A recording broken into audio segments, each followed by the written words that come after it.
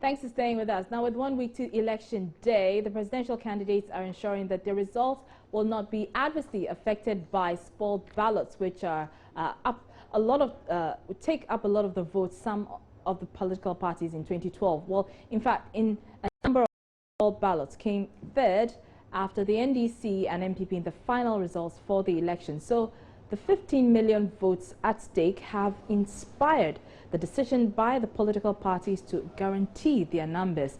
President Mahama took his time to explain the process to his supporters at a rally in the Western region. Take a listen.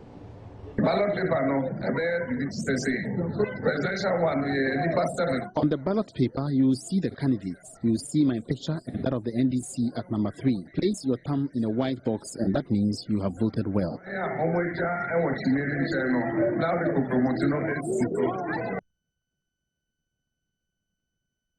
While the MPP has also given the education more attention, former Information Minister under the Akufo administration, Stephen Asamoah Boateng, at a campaign, used the elephant symbol as the indicator to find the party on the ballot paper. In the process of voting, if you make a mistake on who you will vote for, go back and collect a new ballot paper. When you take the new paper, look for the elephant and place your thumb there for us. Let us change our deplorable now.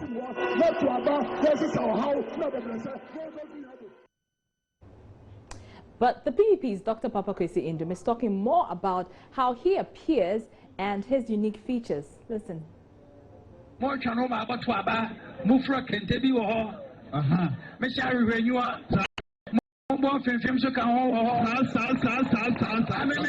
you look at the ballot paper, you will see me in kente, wearing my glasses and my unavoidable mustache. Next to the picture, you will find the red sun, which represents the PPP. So, you would vote for 2 suns, one for president and the other for MP, for the change we need.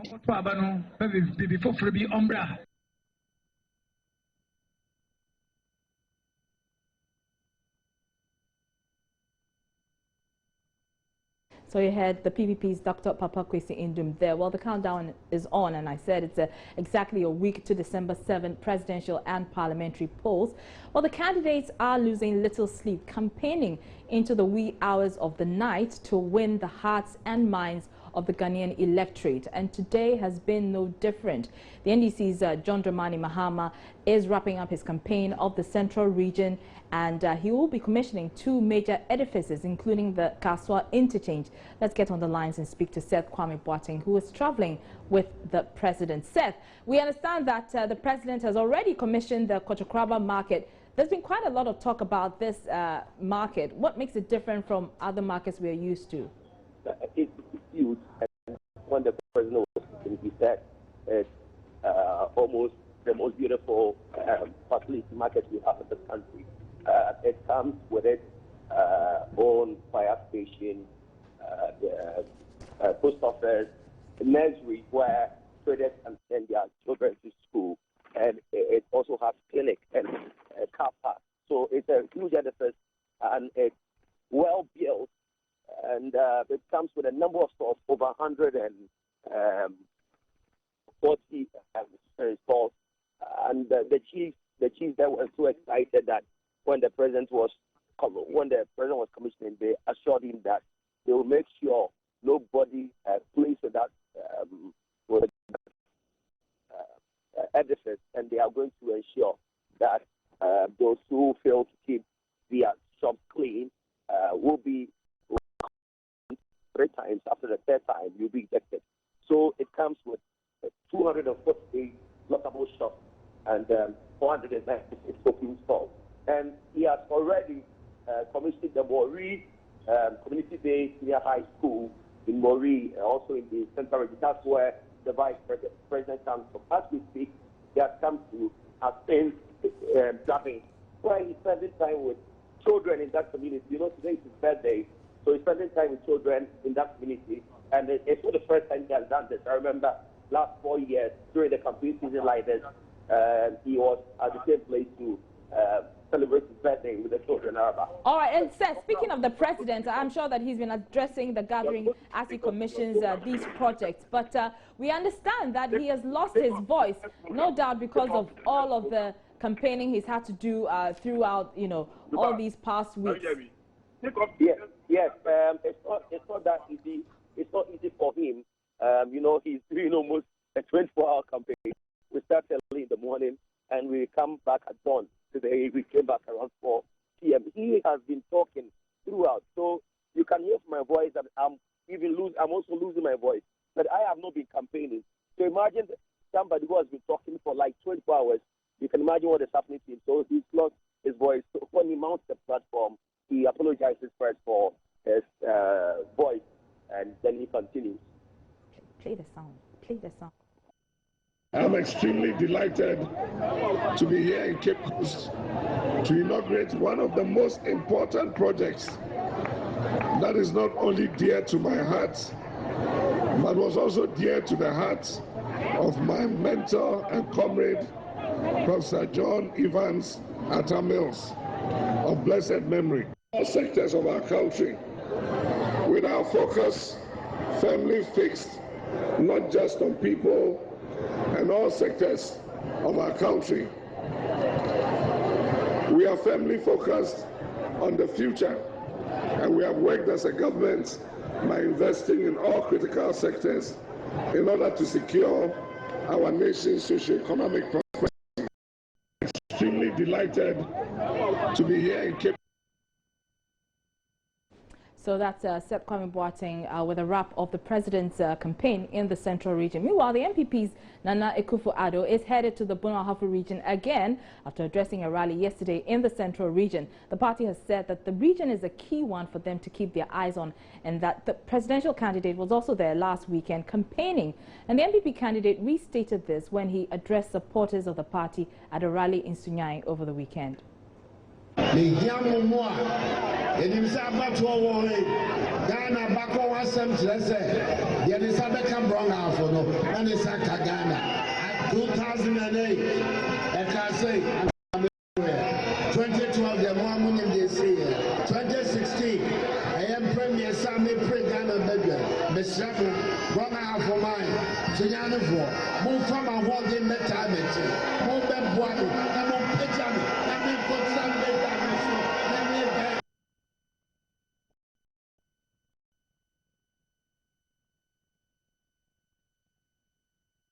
So this will be the second time in a few days that the MPP presidential candidate is heading back to the Brong Ahafo region. So why is the party or the candidate focused so much on that particular region? So with me to do some analysis is Deputy Head of our political desk, Malik Dabo. Hi, Malik. Good to be here. So we did hear the MPP flag bearer himself saying that it was important that the party wins that particular region because history shows that whoever wins that region ultimately wins the presidency. So how factual is that? Well, that's true, because if you look at the 1992 results and look at the 1996 results, this region voted for the NDC. If you take the 96 result, for example, Jerry Rawlings, who was the NDC's presidential candidate in that election, obtained 61% of the vote in that region and won. That was the second time he was running. In 2000, John Kufuor got 50%, 50.5%, 58% of the vote in that region, and he won. In 2004, he obtained 51% of the vote and then won again. Then this is where it is tricky. In 2008, in the first round, this region actually voted for the MPP's presidential candidate, Nana Akufo-Addo. In the first round, he obtained 392,588. That was 50.58% of the vote in the first round. In the second round, this same region decides to shift, so they voted for Mills. In the second round, Mills got 51.29% of the vote. Nanado, who got 50% in the first round, was beaten down to 48% of the vote in the second round. The same region that voted, and this is a 3-week difference, 3-week gap. First round, they vote for Nanado in the first round. He doesn't win the first round. Second round, they vote for Mills, and then Mills wins, Nanado loses. Remember also that this region, for many of us who are analyzing this, the MPP sees the region as a low-hanging fruit. Low-hanging fruit because we know all the problems with DKM, the microfinance crisis. A lot of people lost their lifetime savings and investments in those scams. So they're cashing in on that. Absolutely. So they feel that, look, this is a region we can snatch. If they snatch this region, they have a better chance. Remember also that the First Lady comes from this region. She's done a lot of work in some areas, but many other areas remain very, very poorly developed. The MPP is cashing in on this and promising the people, if you vote for the party, the president will come and restore some of your lost savings, and then you will be in good business. All right. It's the reason he's going back to this place. He was there last week. He's going back there. The elections is a week away. He wants to make sure that they are whipping up sentiments and promising the people they will manage their problems if they win, in the hope that they can. And again, win. another controversial hotspot in the Brong Ahafo region is the Tyne constituency. We understand Nana Addo is heading back there today. Why is it crucial for the MPP to win this seat? You remember that in the 2008 elections, in fact, even after the runoff, Tyne didn't run. So they had to go back and run Tyne before a winner was declared and Mills won that election. I think that what they want to do is use that as a focal point to launch their campaign in this region in the hope that they can snatch it. Once they win it, they feel that they will be in a better place to win the elections. All right. Thank you very much. Malik is deputy head of our political desk here at your election headquarters, Joy News. I'm Arba Kumsin. You're watching our election brief. We're taking a short break. We'll be right back.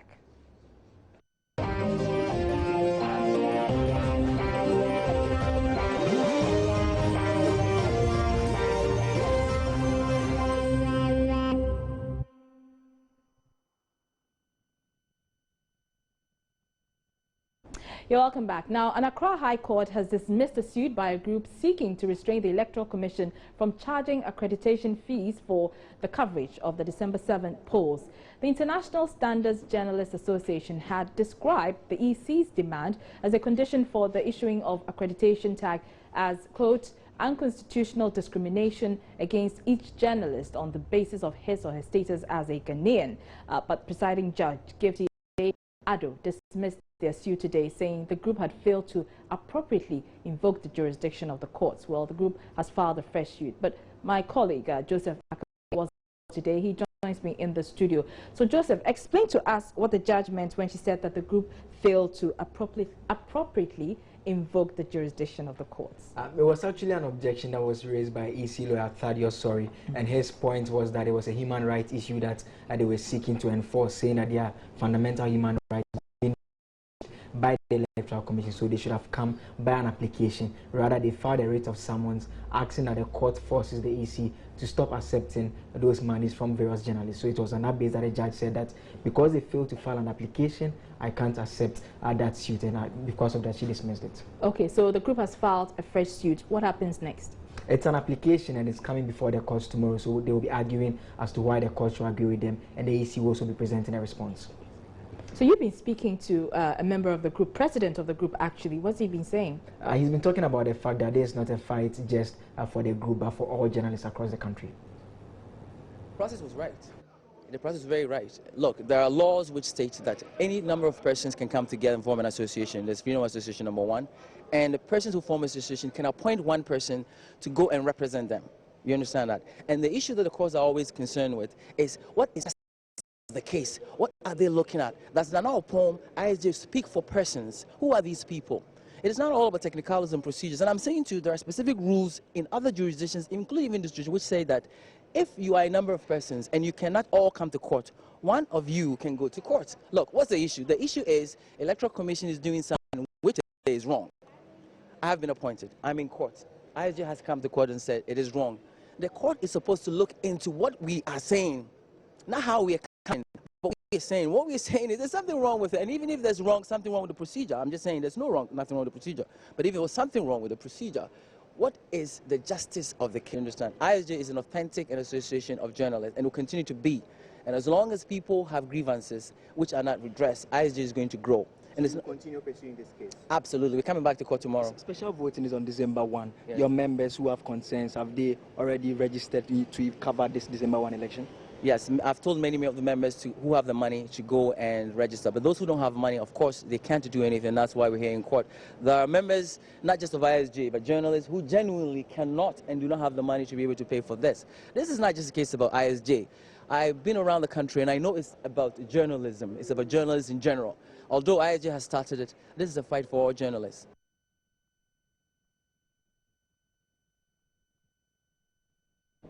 Now, the MPP parliamentary candidate for Tema East constituency is accusing the Electoral Commission and commanding officer at the Tema Naval Base of conspiring to disenfranchise registered voters from casting their ballot for their preferred parliamentary candidate during the special voting scheduled for December 1. Well, according to Daniel Ni Ate Titus Glover, the Electoral Commission has deliberately moved close to 60 registered voters registered to vote in the Tema East constituency and spread them across other constituencies within the Tema metropolis. Mr. Titus Glover joins us on the line. Good afternoon to you, sir. Good afternoon. How are you? I'm very well. Thank you for asking. Now, how did you get wind of this information that the EC has deliberately moved close to 60 registered voters registered in your constituency to other areas? Thank you so much, and good afternoon to your listeners. I had a couple of calls from the soldiers that this is what has happened, that they are regular voters in Tema East constituency. So when the list was brought, it has been pasted on their notice board. They realized that where they are supposed to vote in the Community 1 police station, in the polling station for all the security agencies, some have been sent to Tema Central, some have been sent to Tema West. So I drove straight to the River Bay to meet the commanding officer to inquire why that. He said he's not aware. And I said, look, this is the problem, because you generated the names, and instead of submitting the names to the UC office in Tema, they took it to the UC headquarters in Accra, and this is what they did. And most of the people who are going to vote in Tema East constituency has been spread in Tema Central and Tema West. And it's not only the Navy. The customs are involved, the immigration are involved, including the police. So you think this is a deliberate ploy to rob you of votes? By the security agencies and the Electoral Commission headquarters. I was asking, sir, if you think this is a deliberate ploy to rob you of votes. Exactly so, my sister. This is exactly so, because you have district officers, municipal officers, and metro officers. So if you want to generate what they call it, a lead, you must pass through your officers in Tema. That is necessary to the National Headquarters of the Electoral Commission. And people who are voting in Tema East are asked to go and vote in Tema West and Tema Central, what they call it, special voting police station. Why? So I'm calling on the Electoral Commission to stop the special voting for Tema East, for us to rectify that anomaly. They should do the correction, else we'll have to the court. All right, many thanks. That is Tema East MP Daniel Titus Glover there. Let's head to voting school now. And on election day, aiding anyone to cheat the voting process is a criminal offense, punishable under the law. Here are excerpts.